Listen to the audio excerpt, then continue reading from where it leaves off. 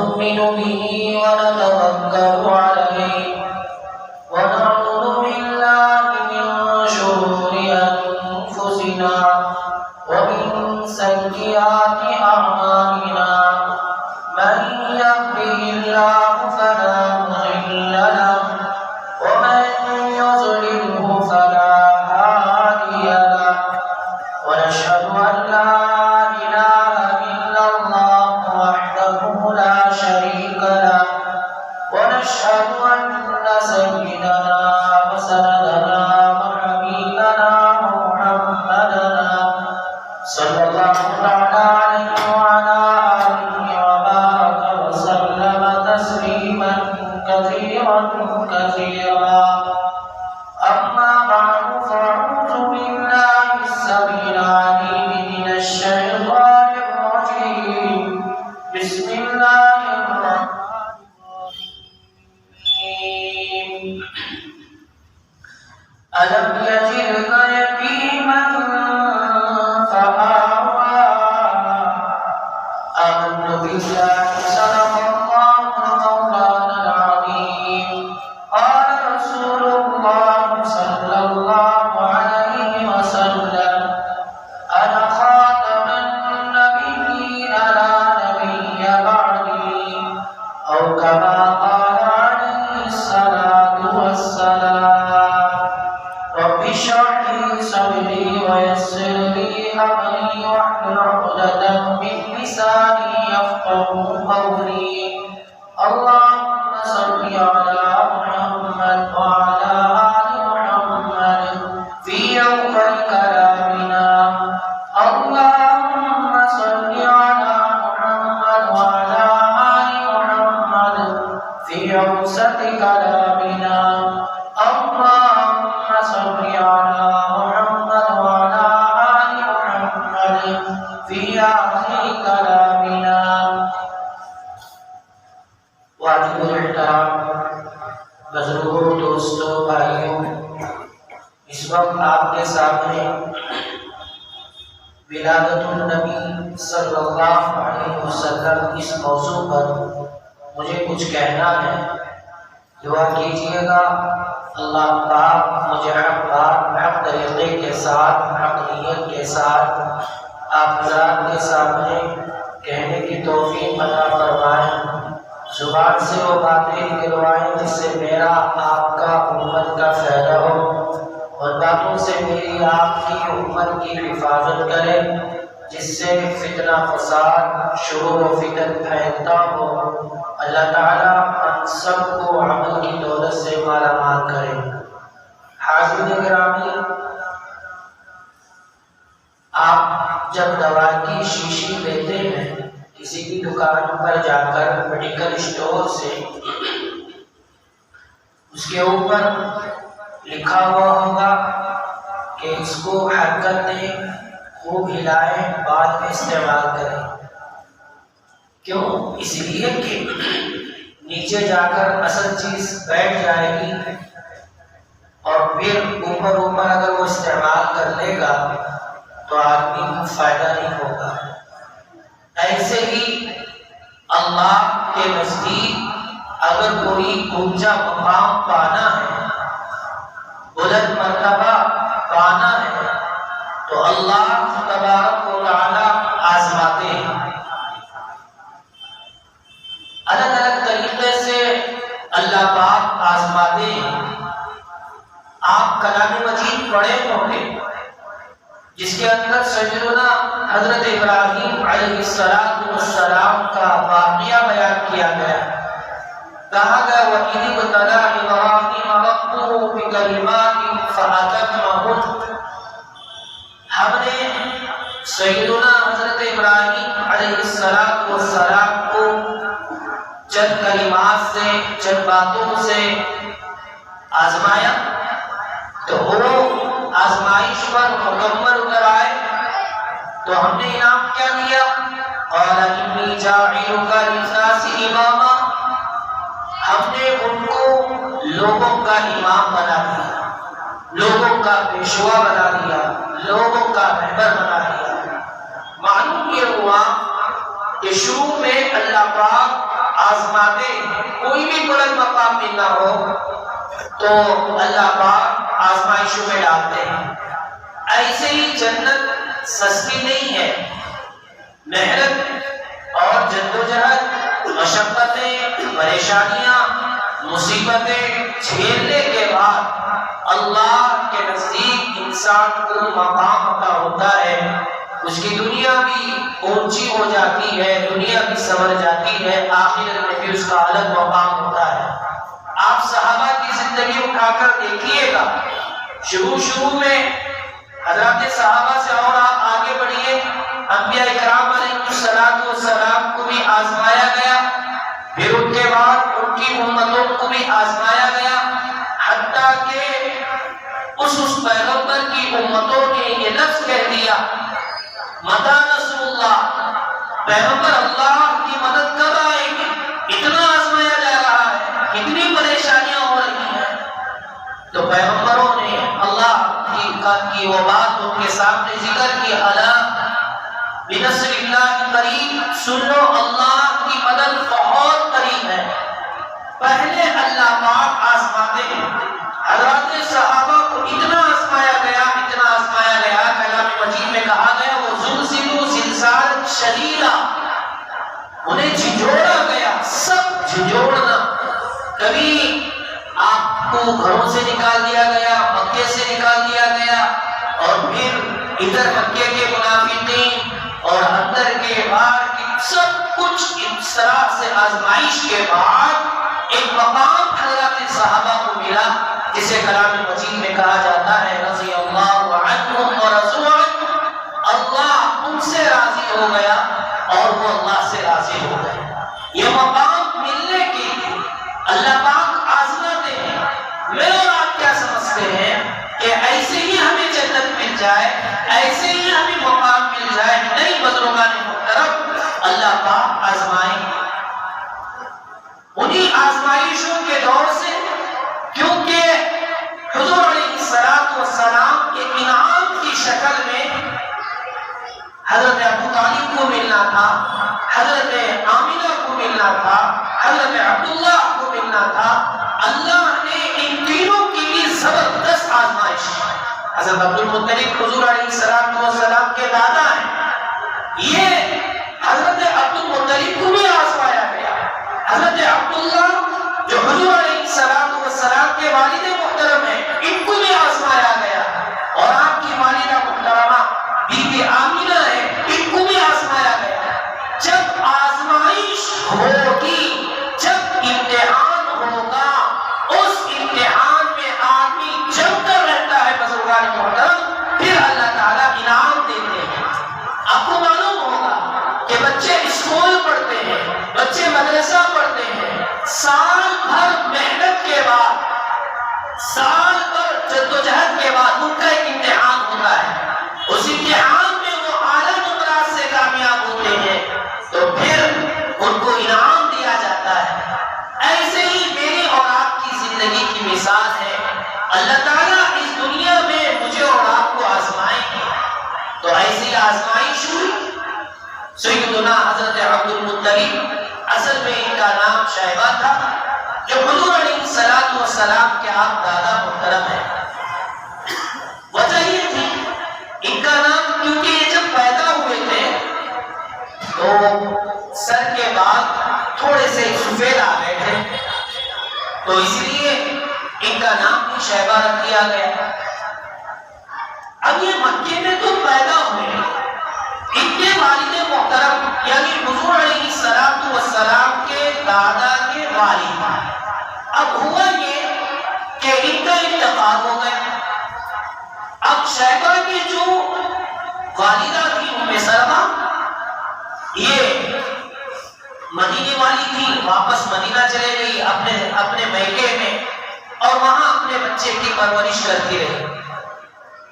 اب حضرت شیبہ جن کا نام ہے، حضور علیہ السلام کے جو دادا بننے والے ہیں، اللہ پاک نے زبردست صلاحیتوں سے نوازا تھا۔ جب بھی یہ بچوں سے کھیلتے، جیسے تیر اندازی ہوتی ہے، تیر چلانا یہ سیکھتے ہیں، تو اس وقت تیر چلاتے ہوئے ان جوش کے ساتھ تیر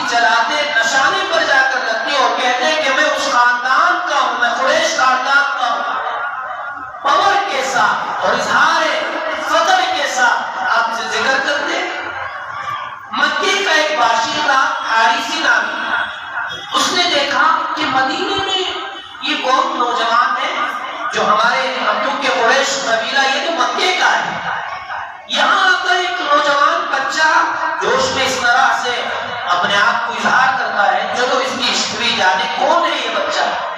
تو تحقیق کی گئی تو پتہ چلا یہ اصل مکے ہی کا ہے، اس کے والد کا انتقال ہو گیا تھا، تو پھر اس کی والدہ نے لا کر اپنے میکے میں لے کر آ گئی، اب یہاں بیچارہ یتیمی کی زندگی گزار رہا، آزمائشوں کا دور چل رہا۔ اب ہوا یہ، وہ جو شخص تھا اس نے مطلب کے پاس، یعنی حضور علیہ السلام کے چچیرے دادا جس کو بولتے ہیں، یہ شیبہ کے جو چاچا تھے ان کا نام مطلب تھا، ان کے سامنے جا کر کہا ارے تم مکے کے متولی بن بیٹھے ہو، لوگوں تمہارے اتنے اونچے اخلاق ہیں کہ کسی غریب کو تم بھوکا نہیں چھوڑتے، کوئی بھی تمہارے سامنے آتا ہے پاس آتا ہے تو اس کی ضرورت تم پورا کرتے ہو، تمہارے اونچے اونچے اخلاق ہیں، مشہور ہو تم لوگ مہمان نوازی میں، لیکن چراغ تلے اندھیرا، تمہارا خود کا خاندان کا لڑکا، تمہارا خود کا بھتیجا یتیم ہے اور وہ وہاں مدینے میں قسمت دوسری کی زندگی گزار رہا ہے، اس کے باپ کا سایہ سر سے اٹھ گیا، تم کیسے خاندان والے ہو، دوسروں کے ساتھ بھلائی، دوسروں کے ساتھ اچھائی اور اپنوں کے ساتھ ستم کرتے ہو، اس طرح سے ابھارا۔ حضرت مطلب برانگیختہ ہو گئے، ایک دم آپ غصے میں اور بالکل آپ نے قسم کھا لی میں اس وقت تک چین سے نہیں بیٹھوں گا جب تک کہ اس بچے کو میرے پاس نہ لانا۔ اب مکے سے مدینہ روانہ ہوئے، وہاں جا کر تحقیق کیا، پتہ چلا یہی یہ شیبہ ہے جو ہمارے خاندان کا ہے، میرے بھائی کا لڑکا ہے۔ ان کے والدہ سے کہا دیکھو یہ یہاں رہے گا غربت میں، اس کا مقام اونچا نہیں ہوگا اور اس کا نام روشن نہیں ہوگا، ہمارے خاندان کا بچہ ہے اور تمہارے پاس طاقت بھی نہیں ہے کہ اسے صحیح طور پر اسے رکھا جائے، اس لیے اللہ نے ہمیں سہولت دی ہے اور اللہ نے ہمیں مال سے نوازا ہے، لہٰذا تم اس بچے کو ہمارے پاس دے دو۔ مشورہ ہوا تو والدہ حضرت سلمہ بھی تیار ہو گئی، اب مطلب کے حوالے کی شیبہ کو دے دیا۔ اب ظاہر سی بات ہے چھوٹے بچے کو جب بھی اونٹ پر یا گھوڑے پر بٹھایا جاتا ہے تو سامنے بچوں کو بٹھایا جاتا ہے، بعد میں بڑے لوگ بیٹھتے ہیں، تو حضرت شیبہ کو ان کے چاچا نے سامنے بٹھایا اور یہ پیچھے ہو گئے۔ جیسے ہی مکے میں داخل ہوئے لوگوں میں آواز شروع ہو گئی جاء عبد المطلب، مطلب کا غلام آ گیا، حالانکہ بھتیجا ہے، لوگ جتنی زبانیں اتنے بات کسیں گے، تو اسی لیے لوگوں میں مشہور ہو گیا کہ عبد المطلب کا غلام آ گیا، حالانکہ وہ غلام نہیں تھے، ان کے سگے بھتیجے تھے۔ اب یہی نام مشہور ہو گیا، شیبہ کو لوگوں نے روک دیا، یہی نام سے پکارنے لگے۔ حضرت عبد المطلب اللہ پاک نے بے شمار صلاحیتوں سے نوازا تھا، اتنی زبردست صلاحیتیں، ایک دن سوچا کہ بھائی یہ جو مکہ ہے اس کے اندر لوگ پانی کی وجہ سے بڑے پریشان حال ہیں، کیونکہ مکے میں جو پانی کا جو کنواں تھا، زمزم کا کنواں، یہ بند ہو چکا تھا۔ یہ قبیلے جنوب جاتے ہوئے ان لوگوں نے یہ غلط حرکت کی تھی کہ اس کے اوپر ایک بڑا سا پتھر رکھ کر اس کو بند کر دیا تھا۔ اب یہاں مکے والوں کو میں نے گزشتہ جمعہ بھی سنایا تھا کہ مکے میں کوئی پانی کا نظام نہیں تھا۔ حضرت اسماعیل علیہ السلام کے یہ ان کو مارنا اور حضرت جبرائیل کا پر مارنا جس کی وجہ سے وہاں سے پانی نکلا، اب وہ پانی بھی ہے لیکن لوگوں نے اس کو بند کر دیا تھا، لوگ پریشان حال تھے۔ حضرت عبدالمطلب جو حضور علیہ السلام کے دادا محترم ہیں، انہوں نے کہا کہ نہیں میں تلاش کر ہی رکھوں گا، آپ نے بھی آپ کو جگہ بتائی گی، تو آپ نے جا کر وہاں کھودنا شروع کیا اور آپ نے یہ قسم کھا لی کہ میں اگر وہ کنواں مجھے مل جائے، منت مانگی آپ نے، تو میں میرے جو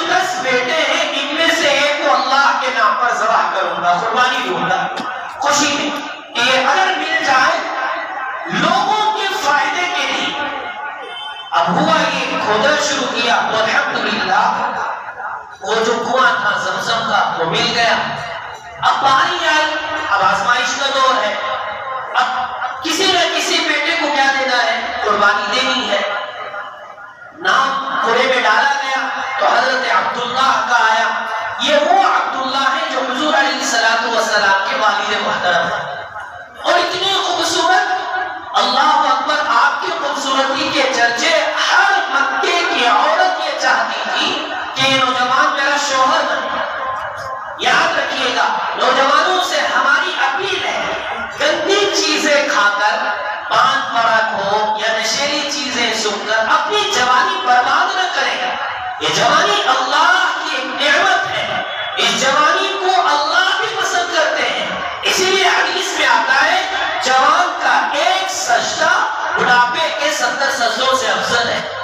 لیکن ہمارا نوجوان اس جوانی کو بیکار چیزوں میں, پینے میں اور نشے والی چیزیں سننے میں, بزرگان محترم دنیا برباد ہو کر تو رہے گی یہ الگ بات ہے, اور اس کے بعد عذاب ہوگا وہ الگ بات ہے, لیکن جسمانی طور پر بھی انسان اپنے اندر ہی سے ابھر جاتا ہے, کوئی طاقت کا نہیں رہتا.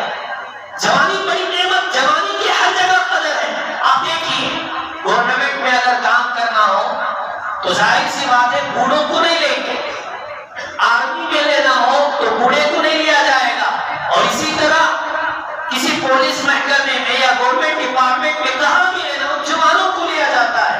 اسی لیے حدیث میں آتا ہے کوئی بوڑھا جنت میں نہیں جائے گا. حضور علیہ السلام نے مذاق کے طور پر کسی سے مذاق کر لیا کہ کوئی بوڑھے جنت میں نہیں جائیں گے. سب پریشان, ارے ہم اتنے دن سے محنت کر کیا ہو گیا. تو بعد میں کہا کہ اللہ پاک نوجوانی کی حالت میں جنت میں پہنچا ہے. تو جوانی کی قدر کریں, جب ہم صحیح طور پر اس کی رہنمائی کریں گے, اپنے آپ کو بنائیں.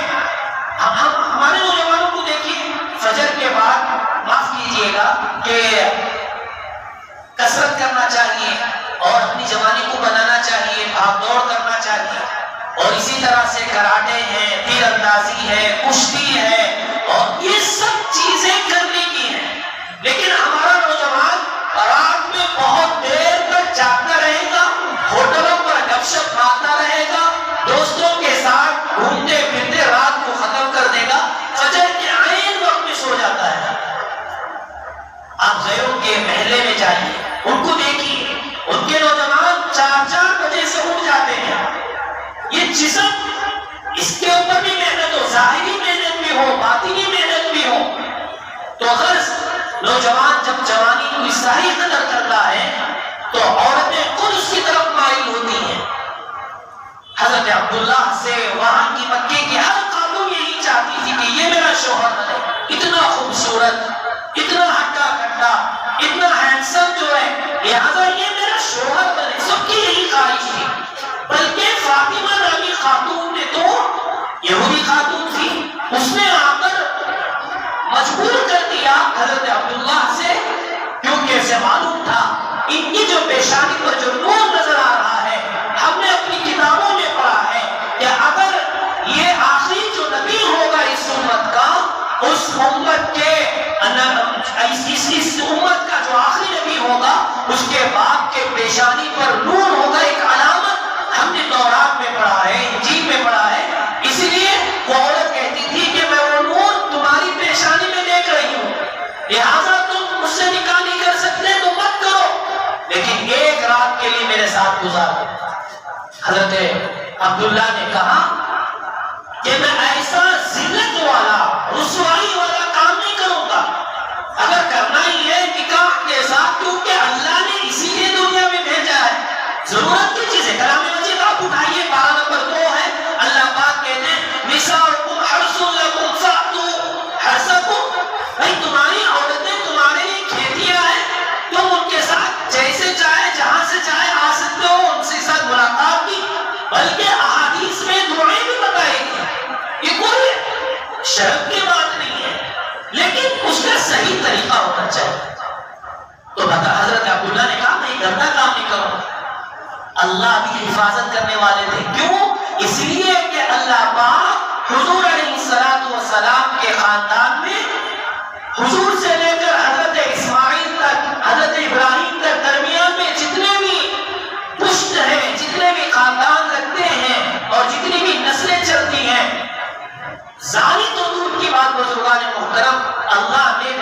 بچوں کو بھی پسند نہیں کی. آپ کو یاد ہوگا میں نے گزشتہ جمعہ یہ بات کہی تھی کہ حضرت ابراہیم علیہ السلام نے اپنی بیٹی اپنی زوجہ حضرت ہاجرہ اور حضرت اسماعیل کو لا کر مکے میں چھوڑا تھا. اب یہی حضرت اسماعیل بڑے ہوئے اور قبیلہ جرہم کی ایک عورت سے آپ نے نکاح کر لیا. چند دن بعد حضرت ابراہیم آئے اور آ کر دروازہ کو کھٹکھٹایا, پوچھا کہ بھائی اسماعیل ہے. یہ عورت تو حضرت ابراہیم کو پہچانتی نہیں تھی, حالانکہ سسور ہے, پہچاننا چاہیے تھا, نہیں پہچانا. اس نے کہہ دیا نہیں وہ تو جنگل گئے ہیں کسی کام کے لیے, بتاؤ کیا بات ہے. کہاں کہ گھر کا ماحول کیسے چل رہا ہے. تو انہوں نے ناشکری کے الفاظ کہنا شروع کر دیا, ارے کیا کریں یہ گھر میں نہ کھانے کو ہے, کبھی ایک وقت ملتا ہے کبھی نہیں ملتا, یہ پریشانی وہ پریشانی. جیسے عورتیں ناشکری کے الفاظ استعمال کرتی ہیں. اگر یہ بات میری بہنیں سنتی ہو تو کان کھول کر سن لیں, جو عورت اپنے گھر کے اندر شکر گزار ہوگی اللہ پاک اس کے شوہر کی کمائی میں برکت دیتا ہے. لیکن ہماری عورتیں تھوڑا سا, آپ شادی کے 25 سال تک سونے کا نوالہ کھلائیے اور چاندی کے پیالے سے اسے پانی پلائیے, ایک دن آپ اگر اسے بھوکا رکھ دیے تو وہ فوراً کہے گی جلوے کی راہ سے یہی گھومی ہے. یہی ایسے ہی ہوتا ہے. عورتوں کے اندر ناشکری جس کی وجہ سے اس کے شوہر کی کمائی میں برکتیں اللہ پاک چھین لیتے ہیں. شکر گزار ہونا چاہیے. کل حضرت ابراہیم علیہ السلام نے جب آ کر اس خاتون سے پوچھا تو اس نے بالکل ناشکری الفاظ کہنا شروع کر دی. تو حضرت ابراہیم نے کہا بیٹی دیکھو جب تمہارا شوہر آئے تو کہنا کہ فلاں جگہ سے ایک بڑے میاں آئے تھے اور انہوں نے یہ کہہ کر کیا ہے کہ یہ پھاٹک یعنی جس کو آپ ڈیریج کہتے ہیں یہ صحیح نہیں ہے, اس کو بدل دو. بس اتنا پیغام تم سنا دینا.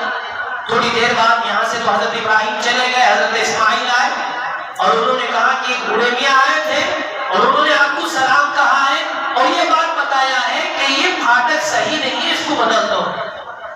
وہ تو سمجھ گئے کہ آنے والا کون تھا, وہ یہ حلیے والا میرا باپ تھا اور انہوں نے یہ کہہ کر کیا ہے کہ میری بیوی شکر گزار نہیں ہے, اس نے فوراً طلاق لیا اور دوسرے سے نکاح کر لیا. پھر چند دن بعد حضرت ابراہیم علیہ السلام بھی کسی طرح اسی گھر میں آئے.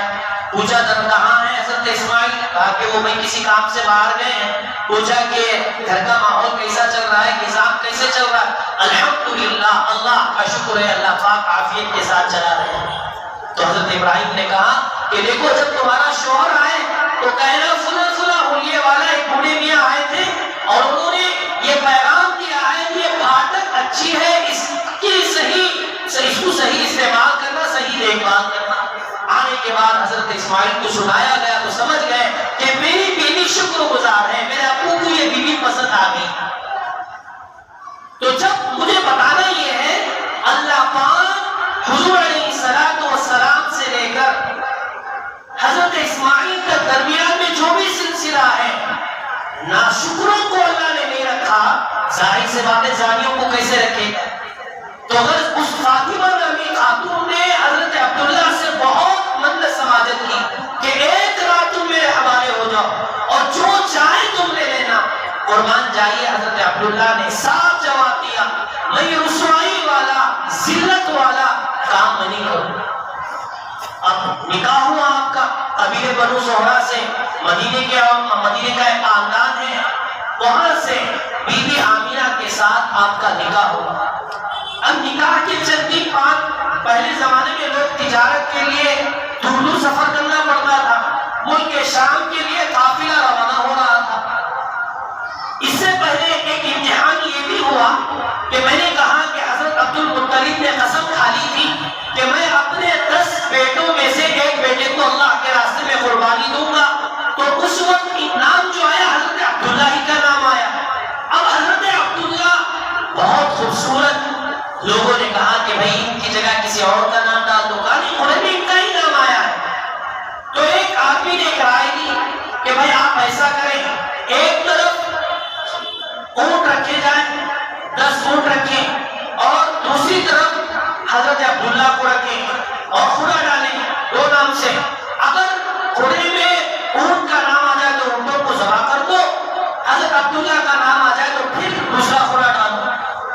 شبہ ڈالتے گئے، ایک مرتبہ، 2 مرتبہ، 3 مرتبہ، ہوتے ہوتے 100 کے بعد اونٹوں کا نام آیا۔ اس سے پہلے ہمیشہ حضرت عبداللہ ہی کا نام آتا تھا۔ تو غرض 100 اونٹ ذبح کیے گئے، حضرت عبداللہ ذبح ہونے سے آپ بچ گئے۔ یہی وجہ ہے حضور علیہ السلام کے پاس ایک بدو آیا، ایک قریب والا آیا اور کہا یہ اپنا ذبح ہے، ارے 2 ذبیحے والے۔ تو حضور نے کہا ہاں میرے 2 والد دونوں کو بھی کیا کیے، حضرت اسماعیل کو بھی اللہ کے راستے میں ذبح کرنے کے لیے آپ کو لٹایا گیا تھا، اس وقت بھی اللہ پاک نے دھوپے کو اتارا۔ اور اسی طرح جب میرے والد کا خود عبداللہ کو جب ذبح کرنے کا موقع آیا، جب اونٹوں کو ذبح کیا گیا، حضرت عبداللہ کا نکاح قبیلے بنو زہرہ کی خاتون جو بی بی آمینہ ہے ان سے ہوا۔ نکاح ہو کر چند دن گزرے، اب ملک شام کے لیے قافلہ جا رہا تھا تجارت کے لیے۔ والد محترم حضرت عبد المطلب نے کہا بیٹا تم اس قافلے کے ساتھ جاؤ، کیونکہ آدمی شادی شدہ ہو جاتا ہے۔ ایک کان کھول کر سن لیجئے، والدین کے لیے میری باتیں ہیں، بچے کی پرورش اور اسے پالنا، اسے پڑھانا، اسے لکھانا ماں باپ پر اس وقت ضروری ہے، اس وقت تک جب تک کہ بچہ بالغ نہ ہو جائے۔ بچہ اگر بالغ ہو گیا اب ماں باپ کا ذمہ نہیں ہے، اب اس بچے کا ذمہ ہے کہ وہ خود سے پڑھے۔ آج کل ماں باپ بچوں کو کمائی پر نہیں لگاتے، ان کی دیکھیے آپ کے پاس جتنی بھی پراپرٹی ہو، جتنی بھی ہو، لیکن بچوں کو محنت پر لگائیں۔ اگر محنت پر لگائیں گے، محنت کریں گے، تب جا کر آپ کا جو ہنر ہے، آپ کا جو کاروبار ہے، اسے وہ صحیح سنبھال سکتے ہیں۔ اس لیے حضرت عبد المطلب نے اپنے بیٹے سے کہا بیٹا شادی وادی ہو گئی، اب تو تم اپنے گھر کے کفیل ہو، جاؤ تجارت کرو، کما کر گھر چلا۔ اب یہ قافلہ روانہ ہو رہا ہے، جیسے ہی روانہ ہوتے ہوئے اب دیکھا بی بی آمینہ بڑی پریشان ہے، ارے شادی ہو کر ابھی چند دن گزرے ہیں، اپنے شوہر کے ساتھ گزارتی تھی، اب تو قافلہ جا پتہ نہیں کتنے سال بعد یا کتنے دن بعد آئے گا، اس لیے آپ پریشان تھی۔ تو حضرت عبداللہ نے بی بی آمینہ سے کہا پریشان ہونے کی بات نہیں، دیکھو جب قافلہ مکے میں داخل ہوگا تو اس وقت ایک گھنٹی بجائی جائے گی، اعلان ہوگا، تو تم اپنے آپ کو سنوار کر سنگار کر تیار رکھنا اور میرا ویلکم کرنا، میرا استقبال کرنا۔ میں یہاں رک کر ہماری ان بہنوں سے منت سماجت کے ساتھ عرض کروں گا، آج کل ہماری جو عورتیں، ہماری جو بہنیں ہیں، وہ گھر کے اندر ایک دم شریعت کے پھٹے کپڑے پہن کر اور ساڑی پوشیدہ، کپڑے پوشیدہ باہر جانے کے لیے دھوم دھام سے جائیں گے۔ یاد رکھیے پہننا اوڑھنا اپنے شوہر کے لیے ہو۔ جب شوہر باہر کمانے کے لیے جاتا ہے، تجارت کے لیے جاتا ہے، جب وہ واپس آئے گا تو کئی ٹینشنوں کے بعد کبھی کسی سے جھیلنا پڑتا ہے، کبھی کسی کے ساتھ پریشانی بول لینی پڑتی ہے، غصہ کرنا پڑتا ہے، سب کچھ کرنے کے بعد جب وہ گھر آئے گا، اگر اس کی خاتون بے ڈھنگی رہے گی، نہ اس کے کپڑے صاف ستھرے، نہ اس کا لباس، نہ اس کا چہرہ مہرا، تو ظاہر سی بات ہے راستے میں جب وہ چلے گا ہزاروں کو دیکھے گا، ظاہر سی بات ہے۔ لیکن شریعت میں یہ بتایا گیا کہ شوہر کو چاہیے کہ گھر آنے سے پہلے اپنی بیوی کو اطلاع دے کہ میں فلاں وقت میں فلاں تاریخ فلاں وقت میں گھر آ رہا ہوں، اور بیوی کو چاہیے کہ شوہر آنے سے پہلے اپنے آپ کی تیاری کرے۔ ایک صحابیہ ہیں، ان کے شوہر اللہ کے راستے میں گئے ہوئے تھے، اب واپس گھر کو آ رہے ہیں، آنے سے قبل شوہر نے اطلاع دے دی، لیکن ان کا معصوم سا بچہ انتقال ہو گیا۔ دیکھیے اس صحابیہ کا دل کتنا مضبوط ہے، اب میرا شوہر کئی دن کے بعد میرے گھر آ رہا ہے اور بالکل تھکا ماندہ آ رہا ہے، اب میں اس کے سامنے بچہ پیش کروں گی، مرا ہوا بچہ، ظاہر سی بات ہے وہاں بھی غم کھا کر مصیبتیں جھیل کر آیا اور یہاں بھی پریشان ہوگا، اس لیے اس بچے کو ایک کپڑے میں چادر میں لپیٹا، ایک جگہ بازو جیسے بچے سلاتے اس طرح سے سلا دیا۔ شوہر آئے اور آنے کے بعد کھانا ہونا ہوا اور ملاقات ہوئی، اگلی جمعہ ضرور تشریف لائیے گا۔ اس کے بعد کیا ہوا ہم آپ کے سامنے رکھیں گے، پر چند باتیں ضرور سماعت کر لیجیے۔